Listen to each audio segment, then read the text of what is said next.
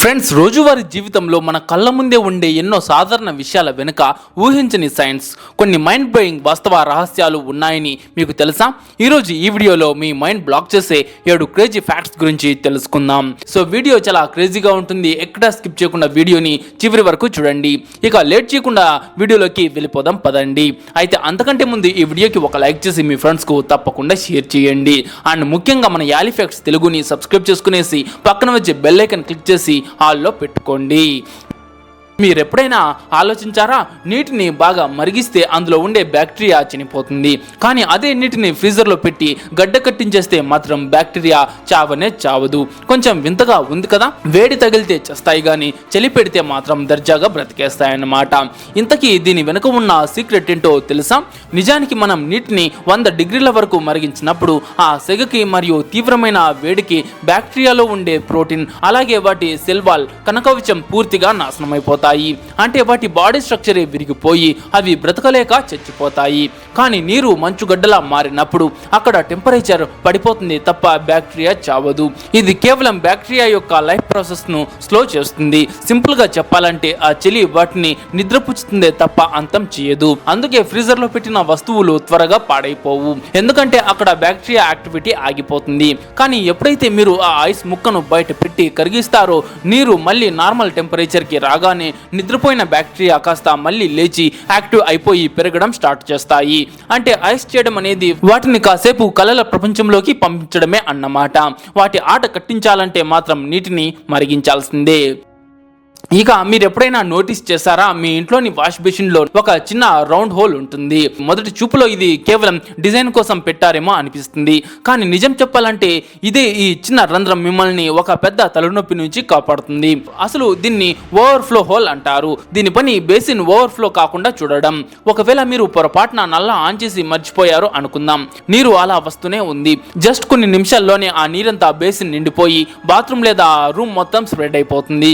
If in case basin main whole లో ఏదైనా struck అయినా సరే సేమ్ సిచ్యువేషన్ వస్తుంది. కానీ ఆ హోల్ ఉండడం వల్ల ఎక్స్ట్రా వచ్చే నీరంతా నేరుగా లోపల నుంచి డ్రైన్ పైప్ లోకి వెళ్ళిపోతుంది. అంటే ఈ చిన్న రంధ్రం మీ ఫ్లోర్ కాస్త స్విమ్మింగ్ పూల్ లా మారకుండా కాపాడుతుందన్నమాట. కానీ దీని పని ఇంతటితోనే అయిపోలేదు. ఈ హోల్ బేసిన్ నుంచి నీరు కిందకు వెళ్లే స్పీడ్ ని కూడా పెంచుతుంది. మీరు బేసిన్ లోపల మెయిన్ హోల్ క్యాప్ తీసినప్పుడు నీరు సుడిగుండంలా స్మూత్ గా లోపలికి వెళ్ళడానికి కారణం ఈ చిన్న రంధ్రమే. ఇది బయట ఉన్న గాలిని లోపలికి లాక్కుని లోపల వాక్యూమ్ క్రియేట్ అవ్వకుండా బ్రేక్ చేస్తుంది. ఒకవేళ ఇది లేకపోతే నీరు చాలా స్లోగా ఆగుతూ కిందకు వెళ్తుంది. మీరు టైప్ చేయాలి అనుకున్నప్పుడు కీబోర్డ్లో అక్షరాలన్నీ ABCD ఆర్డర్లో Z వరకు తిన్నగా ఉంటే ఎంత సులభంగా ఉండేది. కానీ నిజమేంటంటే ప్రపంచంలోనే అత్యధికంగా వాడే కీబోర్డ్ను కావాలనే కాస్త గజిబిజిగా అంటే QWERT 40 లేఅవుట్లో డిజైన్ చేశారు. అసలు ఈ QWERTY కీబోర్డ్ ఎందుకు వచ్చింది, ఎప్పుడు వచ్చింది అనేది క్లియర్గా తెలుసుకుందాం. ఈ కథ 1870 కాలంలో మొదలవుతుంది. అప్పట్లో ప్రపంచంలోకి మొదటి టైప్ రైటర్ వచ్చింది. స్టార్టింగ్లో అందులోని అక్షరాలన్నీ ABCD ఆర్డర్లోనే ఉండేవి. కానీ అక్కడే ఒక పెద్ద సమస్య వచ్చింది. జనాలు స్పీడ్ గా టైప్ చేయటం మొదలు పెట్టంగానే పక్కన ఉన్న లెటర్స్ యొక్క మెటల్ రాడ్లు ఒకదానికొకటి తగిలి ఇరుక్కుపోయేవి. ఊహించుకోండి, మీరు ఫుల్ స్పీడ్ తో టైప్ చేస్తుంటే సడన్ గా మిషన్ జామ్ అయిపోతే ఎంత చిరాకుగా ఉంటుందో. ఈ సమస్య పదే వస్తూ ఉండడంతో క్రిస్టోఫర్ షోల్స్ అనే వ్యక్తి ఈ అదిరిపోయే ఐడియా కనిపెట్టాడు. అది మొత్తం కీబోర్డ్ హిస్టరీనే మార్చేసింది. ఎక్కువగా వాడే అక్షరాలను ఒకదానికొకటి దూరంగా పెట్టేశాడు. దీనివల్ల టైపింగ్ స్పీడ్ కాస్త తగ్గిన ఆ రాడ్లు ఇరుక్కుపోవడం ఆగిపోయింది. అలా పుట్టిందే ఈ QWERTY 40 లేఅవుట్. పైన ఎడమ చేతి వైపు ఉండే మొదటి 6 అక్షరాలు QWERTY తో దీనికి ఆ పేరు వచ్చింది. కానీ అసలు ఆట ఇక్కడే స్టార్ట్ అయింది. 1873లో షోల్స్ తన డిజైన్ ను రెమింగ్టన్ అనే కంపెనీకి అమ్మేశాడు. ఆ కంపెనీ వీటిని భారీ స్థాయిలో తయారు చేయడం మొదలుపెట్టింది. దాంతో లక్షలాది QWERTY టైప్ రైటర్స్ అమ్ముడయ్యాయి. జనాలు ఒకసారి దీనికి అలవాటు పడ్డాక ఆ తర్వాత చాలా సులభమైన వేగవంతమైన లేఅవుట్లు వచ్చిన జనాలు మారలేదు. ఎందుకంటే అప్పటికే ఈ QWERTYకి బానిసలైపోయారు. చివరికి ఈ రోజు మనం స్మార్ట్ ఫోన్లలో ఆ మెటల్ రాడ్ కాన్సెప్ట్ లేకపోయినా ఇప్పటికీ మనం అదే QWERTY లేఅవుట్ వాడుతున్నాం. ఒకవేళ ఆ రోజు ఆ రాడ్లు ఇరుక్కోకపోయి ఉండింటే ఈ రోజు మనం ABCD కీబోర్డ్ పైనే టైప్ చేస్తూ ఉండేవాళ్ళేమేమో. ఇక మీరు ఎప్పుడైనా గమనించారా, చాలా కాయిన్ల అంచులపై చిన్న చిన్న లైన్లు, జిగ్జాగ్స్, గీత లాంటి డిజైన్లు ఉంటాయి. ఇది కేవలం అందం కోసం అనుకుంటే పొరపాటు. దీని వెనుక చాలా బలమైన కారణం ఉంది. పాత రోజుల్లో కాయిన్స్ ను బంగారం, వెండి వంటి విలువైన లోహాలతో తయారు చేసేవారు. అప్పట్లో కొంతమంది తెలివైన దొంగలు ఏం చేసేవారంటే ఆ నాణేల అంచులను కొద్ది కొద్దిగా కట్ చేసి ఆ మెటల్ ను దొంగలించేవారు. అలా అన్ని కాయిన్స్ లను కొద్ది కొద్దిగా తీసుకుంటే ఎక్కువే అవుతుంది కదా, అలా కొద్ది కొద్దిగా కట్ చేసుకునేసేవారు. దీంతో కాయిన్ల బరువు తగ్గి దాని అసలు వాల్యూ పడిపోయేది. ఈ దొంగతనాన్ని కనుగొనడం చాలా కష్టంగా ఉండేది. ఈ సమస్యకు సరళమైన పరిష్కారంగా కాయిన్ల అంచులపై ఈ డిజైన్స్ ను, ఈ గీతలను పెట్టడం మొదలు పెట్టారు. ఆ తర్వాత ఎవరైనా అంచులను కట్ చేస్తే వెంటనే తెలిసిపోయేది, ఆ నాణ్యం చెల్లకుండా పోయేది. ఈ రోజుల్లో కాయిన్స్ ను సాధారణ లోహాలతో, బేస్ మెటల్స్ తో తయారు చేస్తున్నందున దొంగతనం భయం లేదు. అయినప్పటికీ ఆ డిజైన్స్ ను ఇప్పటికీ కొనసాగిస్తున్నారు. ఎందుకంటే జేబులో ఉన్న వేర్వేరు కాయిన్లను చూడకుండానే కేవలం తాకి గుర్తించడానికి ఇది బాగా సహాయపడుతుంది. కంటి చూపు లేని వారికి ఇది ఒక వరం లాంటిది. వారు వేర్వేరు కాయిన్ల అంచులను తాకి తమ చేతిలో ఉన్నవి ఏ కాయిన్ అనేది సులభంగా గుర్తించేస్తారు. అంటే కాయిన్ల అంచుల డిజైన్ అనేది కేవలం అందం కోసం కాదు, సెక్యూరిటీ, ఐడెంటిఫికేషన్ మరియు యాక్సెసిబిలిటీ యొక్క అద్భుతమైన కాంబినేషన్. మీరు బ్రష్ చేసుకుంటున్నప్పుడు మీ మైండ్లోకి ఎప్పుడైనా ఈ డౌట్ వచ్చిందా?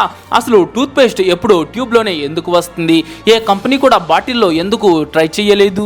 దీని వెనుక ఉన్న నిజమేంటో రీసెర్చ్ చేస్తే తెలిసింది.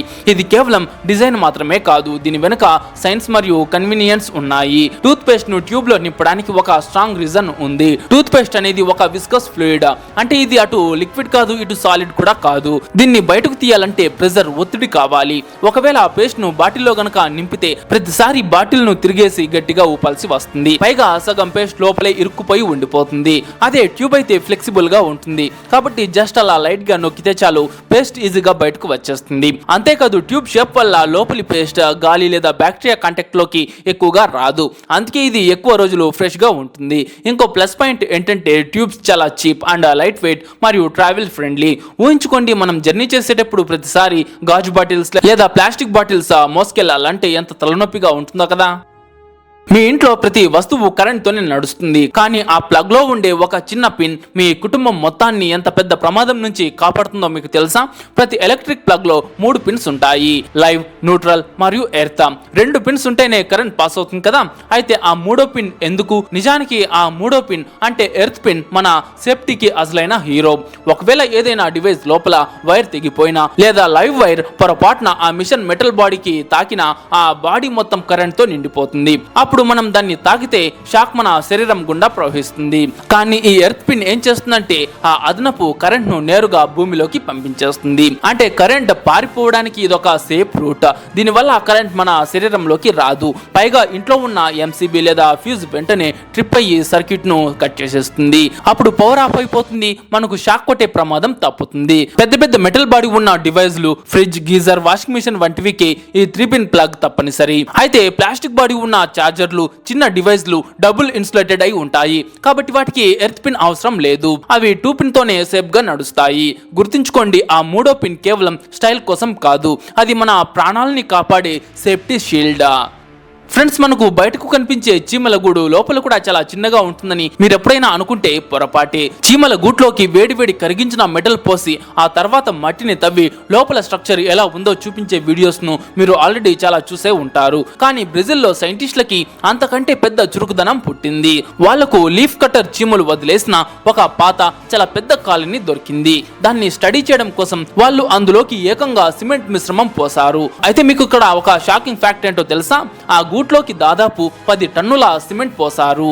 ఆ తర్వాత దాన్ని తవ్వడం స్టార్ట్ చేయగానే సైంటిస్టుల మైండ్ బ్లాక్ అయిపోయింది. ఎందుకంటే ఆ తవ్వకాల తర్వాత బయటపడిన స్ట్రక్చర్ చూస్తే అదొక అండర్ గ్రౌండ్ సిటీలా ఉంది. ఆ చీమల నగరంలో తిన్నగా ఉండే రోడ్ల లాంటి టన్నెల్స్, హైవేల లాంటి గ్యాలరీలు, స్టోర్ రూమ్స్, రాణి చీమ మరియు పిల్లల కోసం స్పెషల్ రూమ్స్, గాలి రాకపోకల కోసం సొరంగాలు అండ్ ఫంగస్ గార్డెన్ కోసం వేర్వేరు గదులు ఉన్నాయి. ఈ మొత్తం స్ట్రక్చర్ మనుషులు కట్టే సిటీల కంటే కూడా తక్కువేం కాదని సైంటిస్టులు చెప్పారు. ఈ చిన్న చీమల ఇంజనీరింగ్ టాలెంట్ నిజంగా ప్రకృతిలోనే అత్యంత అద్భుతమైన విషయాల్లో ఒకటి. సో ఫ్రెండ్స్, ఈ వీడియోని ఇంతవరకు చూసారు కదా. అయితే ఈ వీడియో మీకు నచ్చిందా? నచ్చింటే ఒక లైక్ చేసి మీ ఫ్రెండ్స్ కు తప్పకుండా షేర్ చేయండి. అండ్ ఇలాంటి మరెన్నో వీడియోస్ పొందాలంటే ఇప్పుడే మన యాలిఫాక్ట్స్ తెలుగు ఛానల్ ను సబ్స్క్రైబ్ చేసుకునేసి పక్కన వచ్చే బెల్ ఐకాన్ క్లిక్ చేసి ఆల్లో పెట్టుకోండి.